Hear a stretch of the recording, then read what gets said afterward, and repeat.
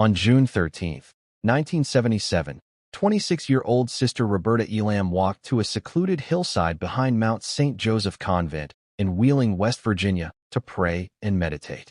She was on an 8-day silent retreat, contemplating her final vows to become a nun. 3 hours later, a groundskeeper found her body. She'd been raped and strangled to death. Nearly 48 years later, her killer has never been caught. This is her story. Known as Sister Robin, Roberta was brilliant and gregarious. She drove an orange sports car, jogged, hiked, and wrote poetry about the mountains. She'd studied theology at Fordham University and thought it was ludicrous that women couldn't become priests.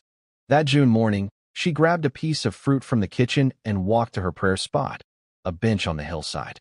What happened next was unfathomable. Her partially clothed body was found about 40 yards from an overturned bench. She'd been incapacitated, raped, and strangled. Investigators found no defensive wounds. The attack happened in broad daylight, within earshot of a golf course. Nobody heard anything. Police developed DNA from the assault evidence, but have never identified the killer. Several witnesses reported seeing an unkempt man with shaggy black hair driving a faded blue Chevrolet Impala with religious bumper stickers near the convent that day. But the lead went nowhere.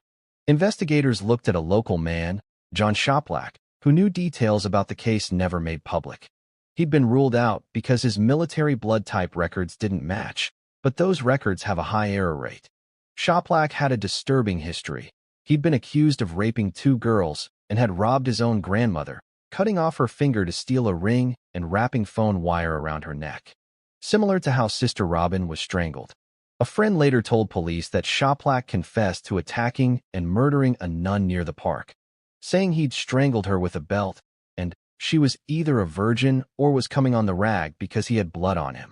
Despite this and DNA evidence preserved from the crime scene, no arrest has ever been made.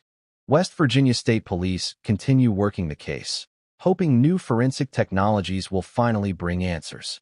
Sister Robin is buried at Mount Calvary Cemetery in a section reserved for Sisters of St. Joseph, her dream of becoming a nun forever unfulfilled.